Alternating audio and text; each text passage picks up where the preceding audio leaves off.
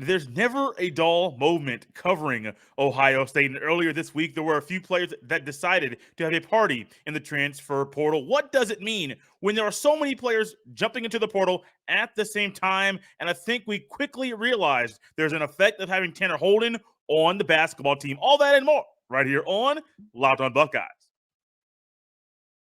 You are Locked on Buckeyes, your daily podcast on the Ohio State Buckeyes.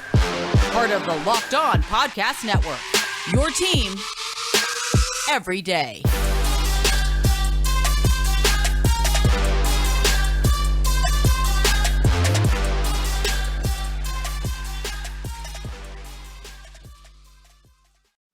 What is up, Buckeye fans? Welcome back to another episode of Locked on Buckeyes, part of Locked On Podcast Network. I'm your host, Jay Stevens, also the host of the Jay Stevens Podcast. It is a Wednesday, April the 6th in the year 2022, and I would like to thank you for making Locked on Buckeyes your first listen of every single day. There's never a dull moment covering the Ohio State Buckeyes, primarily the football team, but sometimes the basketball team makes a splash or two that makes things very interesting for them as well. Since March the 25th, there have been numerous players that have made decisions about their futures at Ohio State, one coming to Columbus to join the basketball team, but numerous people saying, I might not be in Columbus next year. March 25th, E.J. Liddell announced that he is declaring for the upcoming NBA draft. That was basically expected from him even before the season started. We all knew this was probably going to be his final year in Columbus. March 31st, Jamari Wheeler put his name and entered the 2022 NBA draft April 1st. Now, some of you may have thought this was an April Fool's joke. April Fool's Day, no. Malachi Branham enters the 2022 NBA draft while keeping his college eligibility, probably doing the same path that Liddell did after last season. April the 2nd, the very next day, we all knew Chris Holtmann was going to be busy in the portal and trying to fill out the holes on the roster. Tanner Holden, Wright State guard, an Ohio native, decides he's transferring from Wright State to be a Buckeye next year. April 4th. Now, you guys all think like, Jay, you're making this up. No, check the Twitter, check the articles. This is real life stuff. April the 4th, a couple of days ago, 3 Buckeye players jumped into the portal, 2 football players, 1 basketball player. The basketball player will highlight more towards the end of the show. Call that the Tanner Holden effect. Lejond Cavazos, April 4th, decided he is going to jump into the transfer portal. That was first reported by Pete Thamel of ESPN. Let me tell you, it's going to take a long time to get used to saying Pete Thamel of ESPN. Trust me, he's been away for a very long time. I'm glad that he is now at the worldwide leader. Justin Ahrens jumped into the transfer portal. And then also Bryson Shaw, a player that many of us have been very critical of. Mr. Bryson Shaw jumped into the portal as well. The party in the portal, man, players making decisions about their future this time of year. You may hope, hey, maybe you should wait until after spring ball to be able to say you're going to jump ship and leave Columbus. Not really jumping ship, but deciding that this is not where you're going to play college football next year. The whole thing about the portal is you never know if there's going to be a spot open for you when you leave the place you're currently at. A spot for you at the school you were previously at or you're currently at, or a spot for you at another school. We're seeing right now, legitimately right now, that Sevyn Banks, a player that is in the portal, some of you may have forgotten about him. Sevyn Banks might not be playing football next year. Now, is he a good football player? Absolutely. But Sevyn Banks is someone that, due to his injury and the severity of it and him not being enrolled in classes at the start of the spring semester and him really telling everybody, making it being a foregone conclusion, he's going to the NFL draft. Well, he's not going to the NFL draft. Didn't get an invite to the combine. He's not healthy enough right now to even go through a pro day. And we're quickly realizing the grass ain't always greener on the other side. But this is really interesting. It's busy, a very busy time of year. I think Chris Holtmann was expecting Liddell, was expecting Wheeler, expecting the possibility of Malachi Branham to be leaving. So those things were expected from him. I don't know if he was expecting Justin Ahrens to jump into the transfer portal. He has one more year of college eligibility, had played 4 years at Ohio State, has a COVID year because the 2020, 2021, due to the COVID, every basketball player got a free year of basketball, and Justin Ahrens is taking advantage of that right now. Ahrens is leaving. It's a shock. It may be a shock to Ryan Day, Jim Knowles, and the defensive staff, Perry Eliano, and Tim Walton, that they're losing Lejond Cavazos and Bryson Shaw right now. This may have been a thing where they were planning on having conversations with these gentlemen at the end of spring ball, where maybe they were trying to see, hey, where do they fit in? What exactly do they do? Are they improving? Some of you are on the Twitter, and you have seen a video of G. Scott Jr. catching a pass in the end zone, and Bryson Shaw bit on the play action fake, like he did numerous times during the season, and we saw exactly what happened because of that, where Bryson Shaw bit G. Scott Jr. went over the top, touchdown. The first tweet I saw was literally the words were highlighting and praising G. Scott Jr. for what he did. Oh, G. Scott Jr. is going to be a problem. What I saw, what many people saw, was Jim Knowles quickly getting on Bryson Shaw for not doing exactly what he wanted to do. I'm not knocking these gentlemen for making these decisions that they want to for their future. We'll talk more about specifically Bryson Shaw and Lejond Cavazos, what this means about them, what it means about the football team, a little bit more about what their futures might be for them. I will talk more about that here in a second. I'm not mad at anybody here. Liddell, Wheeler, Branham, do your thing. It's a busy time covering Ohio State. Tanner Holden, come to Columbus. Great. Do your thing. Get better. Move up. Play it better. A better brand of basketball. Play tougher competition. I love it. Lejond Cavazos, you want to play immediately and have a bigger role on a team right now? Great. Go do so. Hope things work out. Justin Ahrens, I hope that jump shot comes back next year because we missed it. We have missed it, significantly missed it throughout this past year. And then also Bryson Shaw. That young man just needs some coaching, needs some assistance, maybe more time, maybe a different level of football. Bryson Shaw can play football. I just don't think that he has progressed and things have clicked in a way that people thought they would have. It's a busy time covering Ohio State. There's a party in the portal. We're not done talking about it. The party in the portal. I did not plan on saying that before this show started, but it makes sense. It's a great way to talk about what's going on right now, not just in college football, college basketball. If you want to look through the numbers at the softball, the volleyball, the hockey, and the people that are in the portal in each sport, you might say, why are so many people leaving? What are they doing? Are you sure you want to leave the cozy place you're at where you know everybody to go and hopefully find greener pasture somewhere else?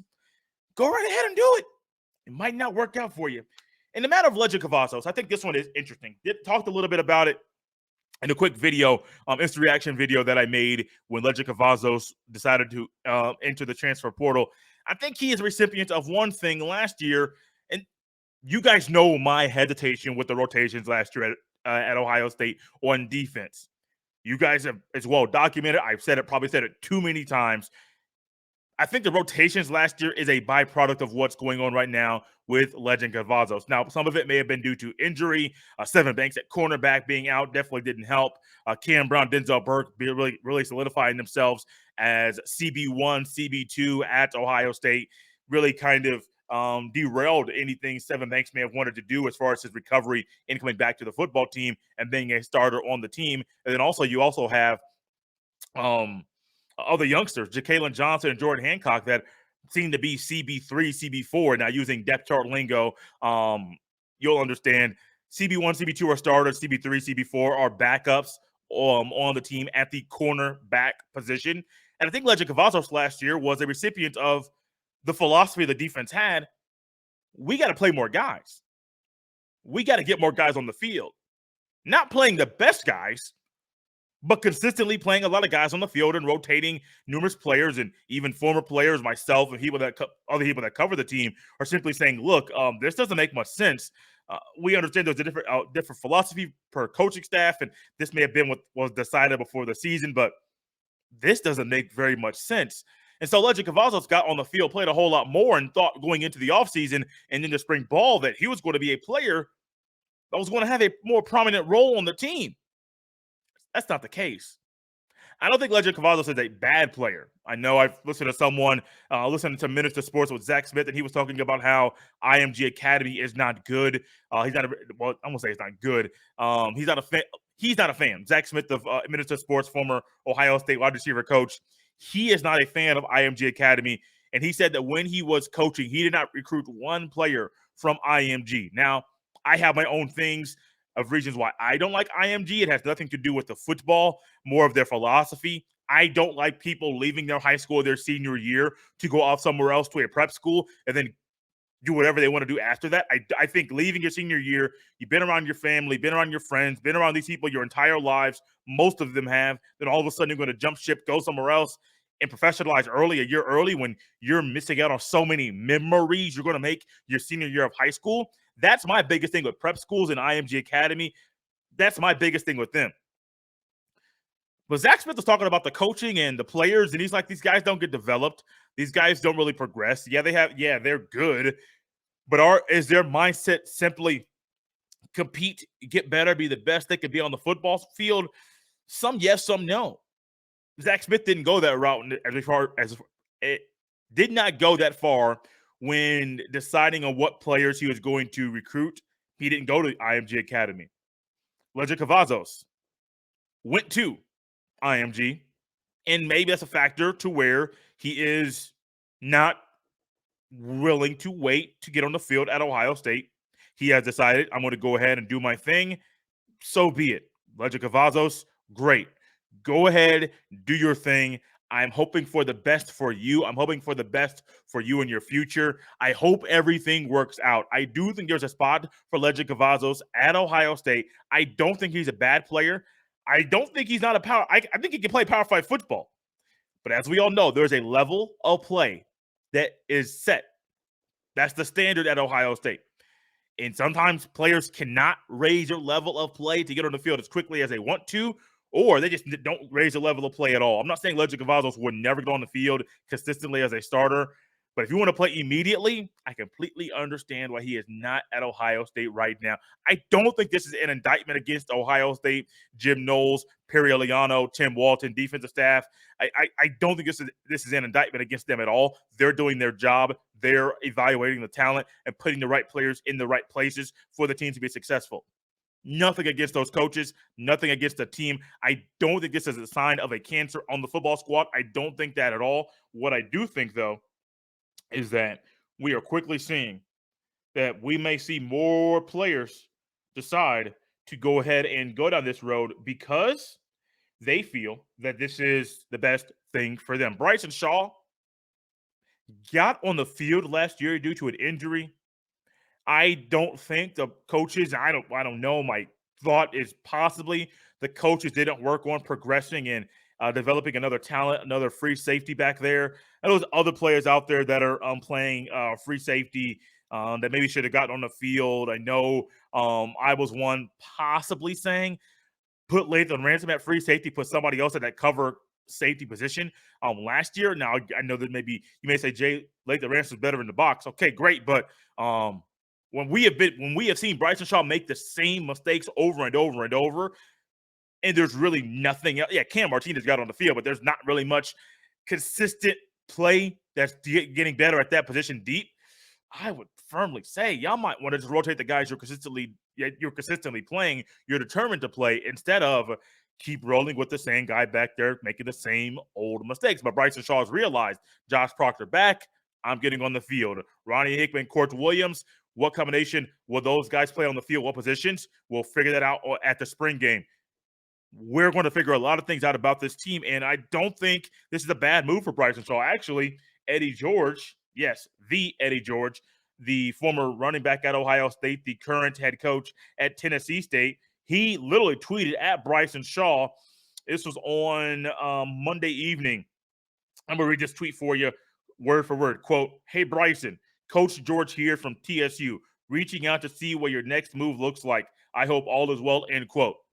May it be guidance where Eddie George is trying to help Bryson Shaw take the next step and make the proper move. but primarily is where I think we're going. Maybe Eddie George wants Bryson Shaw at Tennessee State. Do I think it's wise for Bryson Shaw and for Lejond Cavazos to transfer down and go to a lower level of football? I'm not saying like you're going from an Ohio State to a Vanderbilt or an Ohio State to a Tennessee or an Ohio State to a USC is going to be up this year, an Ohio State to a UCLA or an Ohio State to an Arizona State. I'm not saying that. I'm not saying go from one of the premier programs in college football to go to another Power 5, but still go down. Would it be a bit mid-major? I think Bryson Shaw could play at Tennessee. Yeah. I don't know how quickly he'll get acclimated to the SEC football, but I do think eventually he'll realize he has to raise his level of play. I think Bryson Shaw could play at a Vanderbilt or a Northwestern or maybe in Indiana, maybe a bottom feeder Power 5. But I do think primarily Group of 5, great place, way to play football. Ideal. I still think, though, you can get a Kansas, you can get a Missouri, you could get an ACC squad. I don't know why the weird with the bottom feeders are escaping me. I don't know. My mind's going blank on ACC football because it seems like every year it's Clemson and then, oh, well, we're going to be better, and then you're not. You're going to get better, then you're not. I do think Bryson Shaw, though, was someone that last year played. Numbers looked decent. Leading school, and he had a game or two where he was leading tackler on the team. Is that his spot to be the free safety? That's the leading tackler? Is that a look at the defensive linemen or linebackers? We'll discuss that another day. But I still think Bryson Shaw is a good player. I think Bryson Shaw can get better. Level of football will dictate how quickly he gets better. If Eddie George at Tennessee State reaches out to you and he wants you on your squad, that says a lot about you as a player and a lot about how he views you as a future college football player and your future playing football just in general. Football. We love it. We're here to talk about it. But every now and then at Ohio State, there's a transfer that kind of sticks out. His decision makes waves. Been around for a while. Someone that is in the midst of a big football week and football period, spring practice, transfers, things of that nature. And all the things that I listed earlier, most of them are basketball related. Liddell 1, Wheeler 2, Branham 3, Holden 4, Ahrens 5. I got 7 things listed here that have happened between March 25th and April the 4th. Only 2 of them, 2 of the 7 are from football, Cavazos and Shaw. We got Liddell, Wheeler, Branham, Holden, and Ahrens that have all made decisions in regards to basketball career that directly impact the Ohio State basketball team. And I think the Tanner Holden effect, we're quickly seeing what that is, what that means, and how it has affected Justin Ahrens in his future at Ohio State. Because I firmly believe Justin Ahrens stays at Ohio State if Tanner Holden does not transfer to Columbus right now. Now, granted, okay, I'll put a stamp on it and say it right now. There's a good chance that Justin Ahrens ends up transferring. It's possible that he transfers later on, depending on another transfer that Chris Holtmann brings in. Well, Chris Holtmann brings in a guy in Tanner Holden, a 2-time All-League player in the Horizon League. He ended up scoring 37 points in the first four of the NCAA tournament. He was a 20-point-a-game scorer, 7-rebound-a-game player. I think he averaged 1.4 steals per game. I mean, he did fill up the stat sheet. He's a scorer. He can put the ball in the basket. He can do things on the court that Justin Ahrens cannot. And Justin Ahrens, who averaged 4.8 points per game this year, has quickly realized his spot on the team might be eliminated. Or his production, spot on the team is there. His production on the court on the team might be eliminated. Why?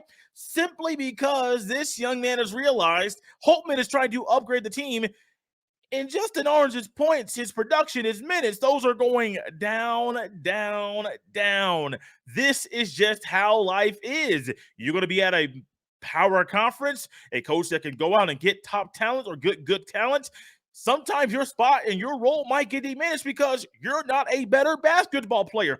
Not saying you're a bad basketball player, but simply playing, you're saying you're not a better basketball player. And I think Justin Ahrens is going to be just fine. I'm not worried about Justin Ahrens or J.A. I was trying to get a nickname, but J.A. did not flow out like I thought it was.